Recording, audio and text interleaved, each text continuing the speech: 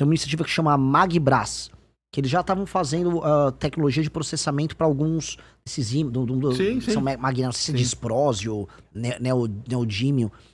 Então eles já estavam conseguindo, aqui no Brasil, a gente tem que desenvolver isso virar startups, e aí essas empresas têm, vamos dizer, contratos garantidos com as mineradoras, que sejam as gringas até, que venham se instalar aqui, para isso financiar o surgimento de uma cadeia brasileira, com tecnologia brasileira nisso.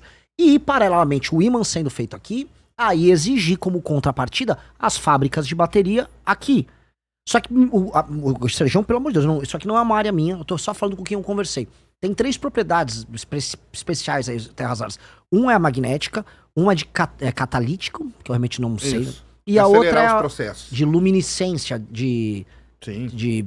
Tem outras, térmica também. Então, por exemplo, o pessoal não sabe, mas pra você fazer um alto forno, pra você derreter o ferro pra virar aço, você tem que pôr terra rara naquele alto forno, porque ele faz com que a temperatura de derretimento do forno vá para tipo 8.000 graus, ou seja, ele não vai ser derretido.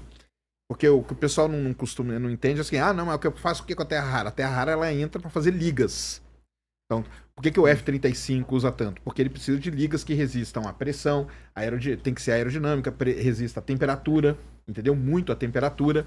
A turbina usa pra caramba também, né? Oi? A turbina dele é um turbina motor, usa. Então, tudo que depende disso, você coloca ali um pouquinho de terra, um pouquinho de terra rara ali, um pouquinho ali, assim vai. Posso dar um exemplo que eu vi, que é brilhante pra explicar? A terra rara é a nova especiaria. Lembra que os portugueses pegavam o barco pra ir buscar? E o que é o lance da especiaria que eles iam buscar nas Índias? É um temperinho que você botava na comida. É isso mesmo. Aí explicando de maneira didática. É um temperinho que você botar numa liga com cobre pra fazer não sei o quê, pra colocar num ímã. É isso. E, pô, a gente tá muito bem posicionado nisso. Então, pra gente falar num projeto de 40 anos, a gente tá fazendo componentes do próximo F-35 aqui no Brasil. Mas a minha questão ainda é a seguinte, cara. Tudo bem, você criou lá, então vamos lá, criou uma startup. Como que você vai impedir que uma Camargo Correia, por exemplo, entendeu? Chegue e fala assim, quer saber? Tá aqui, ó, ô Júnior, você tem uma startup? Acabei de parar aqui, meu amigo, uma carreta de dinheiro pra você. Entendeu? Que é o que os caras fazem. Os caras fazem isso, entendeu? Tem dinheiro dos caras nos negócios, cara, que é porque, eles sabem que cara, vão vingar. É lógico, cara. E por quê? Porque eles veem, cara, uma oportunidade muito grande de roubar nisso aí. É muito grande a oportunidade de roubar, cara. Assim, eu acho que se a gente continuar trabalhando Como que protege? Se a gente continuar operando apenas na lógica atual de Brasil, em que você não tem marco regulatório que impeça, por exemplo, corrupção pura e simples nesses contratos que envolvem recursos naturais, realmente nem vai ter a cadeia aqui. A real que vai acontecer, a gente volta pro passo inicial. Se brincar, até tem a cadeia, porque os caras vão ver. Sabe o que vai acontecer? Mas qual? Você acha que a Câmara de Comércio não vai fazer ímãs? Hã? A Câmara de Comércio não vai fazer ímãs. ímãs. Ela não vai fazer imã, cara, mas ela vai comprar uma empresa.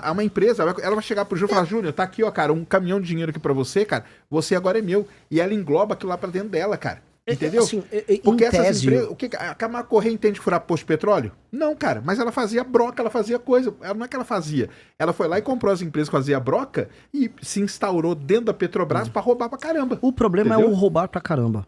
Assim, esse mercado no mundo todo não tem tantas empresas. Na China são empresas que têm o governo chinês como sócio. Sim, mas aí é porque isso. E o governo chinês está como sócio. Mas aqui não vai ser, né? Aqui não vai ser com o governo chinês como sócio. Não, aqui agora, o governo Lula acabou de tirar a Terrabras, né? Não vai o problema da Terrabras, a gente entraria em outros problemas que acabam gerando Camargos e Correias também. Sim, não, mas o Terrabras parece que ele vetou, né? Vetou. Não, o Congresso também não estava muito a favor da Terrabras, não. Né? O problema todo, quando a gente olha essa discussão toda marcos regulatórios que envolvam, para além da questão das terras raras, que envolvam corrupção pura e simples, envolvam você comprar um agente dentro de uma empresa pública ou uma pessoa dentro de uma agência regulatória. Isso tem que ser brecado. Porque, por exemplo, e o cara tem que ser muito preso. Eu não gostei de você falou do tal do BNDES, cara. Porque pra mim o BNDES foi um dos principais responsáveis pelo petrolão na época lá. Mas entendeu? Vamos colocar aqui. Pra mim, a primeira coisa que fazia era acabar com os BNDES, tá, mas cara. Quem financiaria isso aqui? Aqui? Não, aí tinha que arrumar, né? Mas arrumar quem? Mas o BNDES, cara, o problema do BNDES é porque o BNDES já tá sitiado, cara. Na prática, o BNDES, depois que ele foi saneado, ele não tá apresentando grandes problemas hoje em dia. Ele é um instrumento que o governo tem para fazer investimento de longo prazo. Porque a grande empresa que ele pegava era a Petrobras acabou praticamente com o setor exploratório dela, cara. Voltou agora agora lá com a margem equatorial, entendeu? Não, mas você acha que eles não voltam, cara? Não, assim, a questão que você tá confundindo pra mim é a questão da corrupção e da troca de favores ali dentro. Isso. Você tem que ter leis que envolvam crime de colarinho branco muito duras. Isso é uma coisa. A outra coisa é um instrumento que você tem hoje à disposição para fazer investimento numa área crítica. ter um BNDES não significa que ele será necessariamente corrupto. Nós temos que, aí sim, necessariamente ter Isso leis sim. muito duras pro crime de colarinho branco. Porque no Brasil você não vai preso por crime de colarinho branco. Porque vamos lá, Exatamente. cara, ó. Não tem, vamos você lá. sempre vai corromper um agente Não, público. Porque esse é o problema, Sejão, que se eu for falar nesses termos, eu não vou fazer nenhuma política pública no Brasil. Porque todo Sim. mundo é passível de ser corrompido. Porque vamos lá, a ideia que a Dilma teve na época dela, que foi criar a tal das Champions, Uhum. certo? Qual que era a principal coisa da Champions? Ela podia ir lá no BNDES pegar dinheiro, Sim. certo? Mas eles eram parceiros de negócios deles. Que era um negócio. Mas aí o que aconteceu? Aconteceu, Mas cara, o maior caso de corrupção da história. Mas esse é o ponto. Eu acho que nós não temos que ter os parceiros de negócio, nós temos que ter regras muito claras. Porque no fim do sim. dia, as regras ali, elas eram subjetivas e os parceiros do governo foram beneficiados. Hoje você tem que ter vamos dizer, qualquer um que esteja claramente comprando o apoio de um empresário para oferecer um empréstimo para ele, que às vezes ele nem mesmo não paga, que foi aquele esquemão que rolou naquele período, Sim. isso tudo tem que ser preso. O problema é que a gente não consegue fazer nenhuma política porque a gente basicamente imagina, com razão, que hoje, da maneira como nós estamos, tudo vai dar em roubalheira. O caso Master tá se encaminhando para uma Master Pizza. É, ué. Mas isto é um problema nosso de, assim, a nossa questão de lei e ordem é um caos. Só que se eu não... Vamos colocar aqui. Se eu imaginar que nada poderá ser feito porque tudo vai terminar em corrupção, Não, claro. então Aí nada não faz poderia... nada, não, não. eu Eu tiro a sei. candidatura. Eu sei. Então eu tenho que ter, vamos dizer, leis muito claras no enfrentamento a crime de colarinho branco, corrupção de agentes públicos, e paralelamente eu tenho que aplicar, vamos dizer, investimentos bilionários numa área que pode fazer o Brasil se tornar um país sério. Senão, não existe mais Brasil. Se eu falar que isso está impossível, está inviabilizado, não existe nenhuma discussão. Posso começar, Sacane? Fazer. Pode? Eu queria Pode fazer? pode ser. Caso você seja eleito, seja o próximo presidente do Brasil, o próximo presidente ele terá, talvez, entre 3 até mesmo 4 indicações ao STF. Vai ser um presidente com grande capacidade aí de mobilização aí na Suprema Corte. Você já sabe o perfil de quem você pretende indicar? Tem a possibilidade de você falar assim, o porquê você pretende indicar, por exemplo, a partir desse perfil, já que a gente está falando de indicações que são já para a Suprema Corte, ou seja, não vai ficar só para o seu governo, né? Não é indiferente de uma indicação de ministério, por exemplo. Pode comer, faz parte. Pede o like aí, galera. Ó, deixa o like aí na nossa transmissão, tá bom? Manda seu superchat. São 30 mil pessoas, 31 mil pessoas aqui com a gente, só tem 21 mil likes. Só lá, baita pizza. E manda Que aí o pizza Live boa. Pix pra gente também. E vamos dar um tempinho pra ele comer o resto da pizza aí. Eu vou responder, pô, porque não parece que eu tô enrolando, não é? Não. O critério é bem simples. Não pode ser um neoconstitucionalista. Primeiro de tudo. O que é um neoconstitucionalista? É alguém que acredita que a função essencial da Suprema Corte é inovar em temas que acabam protegendo os direitos difusos, direitos humanos, assim, assado. Que é o que fez, por exemplo, com que o Barroso ficasse criando interpretações sobre os mais diversos temas, influenciando os outros ministros do STF e fazendo com que a Suprema Corte se tornasse um agente político, que é quase uma última instância na aprovação de qualquer projeto de lei que passa na Câmara com a assinatura do presidente da República, na Câmara, no Senado. O processo legislativo sempre termina no STF. Isso tem que terminar. Essas interpretações em cima de julgados tem que morrer. Então não pode ser Sim, a questão do IOF vai lá pro Congresso, é barrado, aí o STF vai lá e resolve. Tem que ser uma pessoa que seja favorável à implementação de um código de ética muito estrito no STF e favorável às reformas no STF que nós queremos fazer.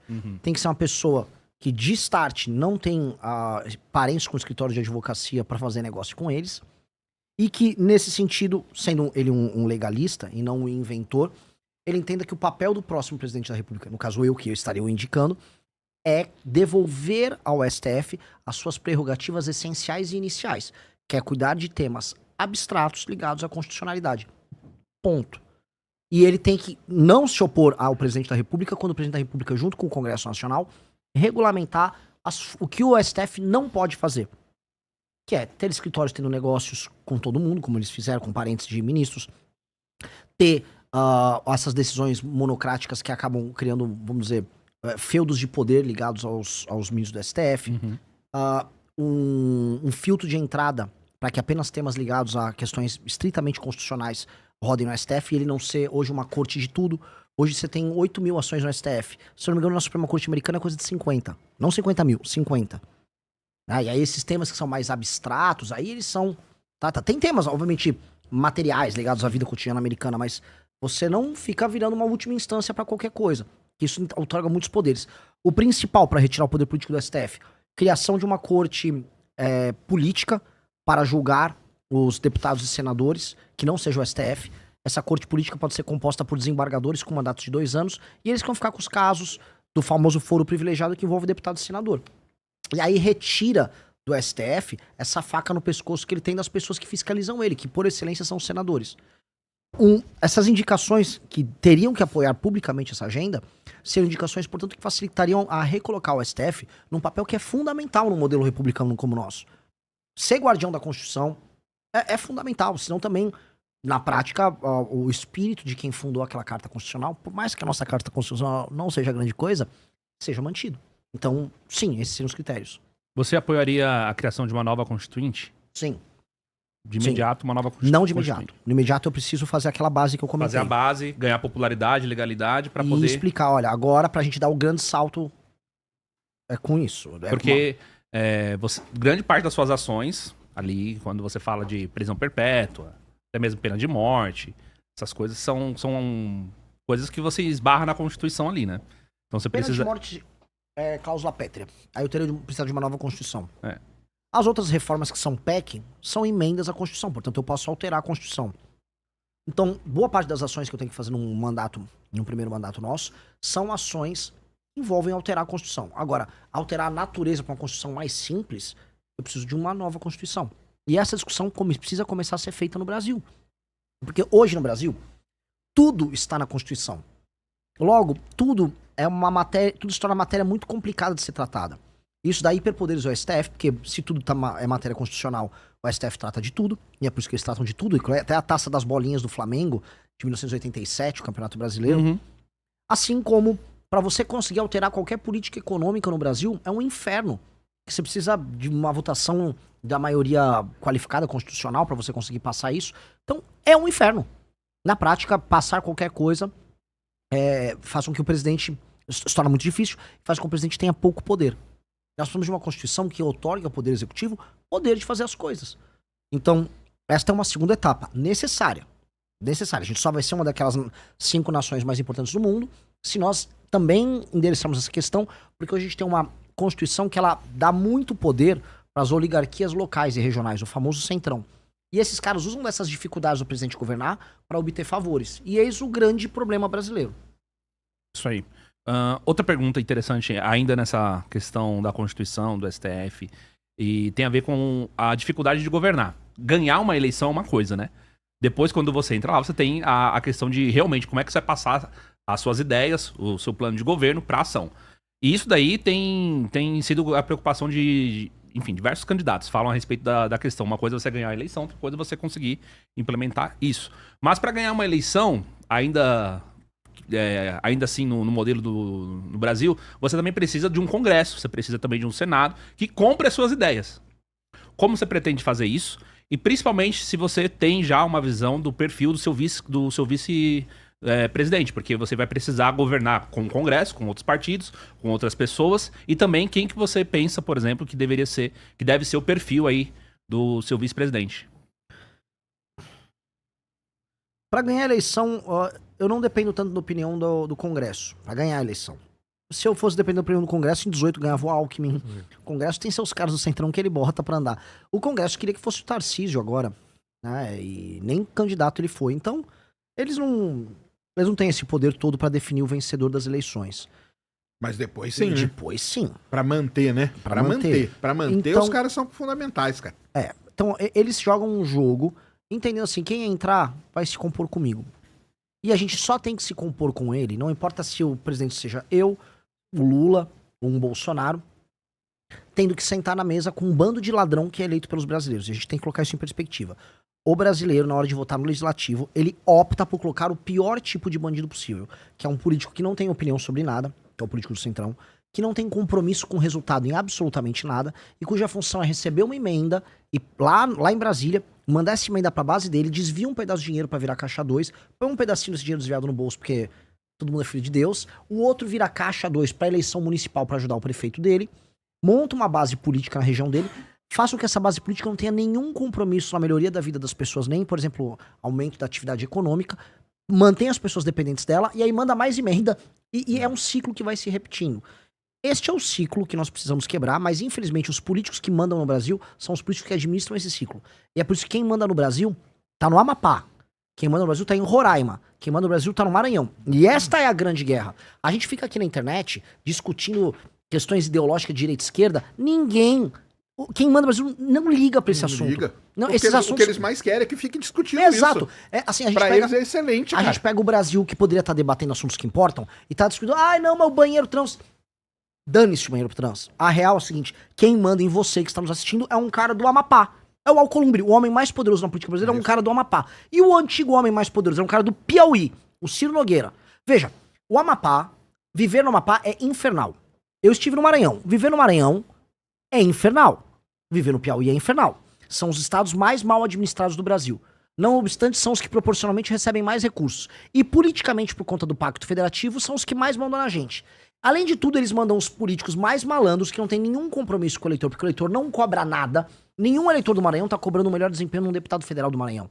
Eles não é reeleger ele, não importa o que ele faça. Porque ele compra o apoio dele. E esses caras mandam em você. Aí você tinha me perguntado da Faria Lima, certo? Faria Lima manda muito menos do que um deputado do Maranhão. É mais fácil acenar pra um deputado do Maranhão. Quem manda é o Brasil que não produz. Esses caras mandam. Esses caras geram as dificuldades pra vender a facilidade. Qual é a facilidade que ele quer? Um contrato com o governo, um cargo, emenda, roubar dentro da estrutura política do governo. Esse, assim, enquanto a gente fica com essas discussões desculpa o termo, de retardado sobre direita e esquerda. Não, o Flávio acho que ele não é comunista e não o Lula. A verdadeira discussão mesmo é como o Centrão, que na prática é 70% da força política do Brasil, como o Centrão rouba a gente, rouba mais ou menos. Uma hora ele rouba de vermelho, outra hora ele rouba de verde e amarelo. Este é o inimigo. Este é o inimigo. E se você olhar direitinho, o Bolsonaro já tinha falado, o Olavo de Carvalho já tinha falado pra eles, esses caras são inimigos. O PT tem literatura a respeito disso. O Zé Dirceu trata hoje o Centrão como grande problema a ser resolvido. Todo mundo, e é óbvio. Todo mundo conhece, mas como que você senta com os caras? Como que você convence eles, né? Você não vai convencer eles. Não, você convence liberando cargo, liberando sim, coisa. É mas assim que você convence. Não há uma cognição, né? Não há assim, um convencimento cognitivo. Sim, não tem. Nós temos que alterar o sistema de incentivos e recompensas da política brasileira para fazer esses caras perderem poder relativo. É este o trabalho que o presidente da República tem que ter. Diminuir o poder relativo do Centrão. Com base nisso, você governa. E aí, podendo governar, você executa coisas e você tira do Serjão o sentimento de nada acontece feijoada. O sentimento do Serjão é nada vai acontecer. E nada acontece no Brasil porque... eu não quero falar em abstração para o público que tá assistindo. Tem acho que umas 30 mil pessoas aí, sei lá. Mais. Eu não quero ficar com abstrações, Sim. mas... entenda assim. O Centrão, a força dele, não é em ter uma posição sobre nada. A força do Centrão é não ter uma posição. Exatamente. Ficar no bastidor ali só manipulando. Exato. É isso. E o que é o papel que ele tem? Ele, ao gerar dificuldade para vender a facilidade, ele sempre mitiga. Então, se eu preciso fazer uma reforma, sei lá, furou esse copo de Coca-Cola. Eu preciso tapar o furo e parar de cair a Coca-Cola que tá aqui. O Centrão vai falar, ele tá furado, hein? Ele tá com o copo... Vamos ferrar ele, vamos arrombar um pouco mais pra sair mais e vamos dificultar pra ele arrumar aqui. E ainda na hora de arrumar, ele vai fazer custar o dobro e ainda vai fazer ficar um pequeno furinho que vai ficar pingando um pouco menos, não vai me deixar morrer, mas ele resolve mitigar. Então, a lógica do Centrão no Brasil é mitigar qualquer coisa. Por isso que a gente nunca faz uma coisa bem feita no Brasil. É sempre meio feita. Nada no Brasil é bem feito. Então, isto precisa morrer. E acho que o projeto político do partido que eu montei, que é a missão, é resolver esse problema.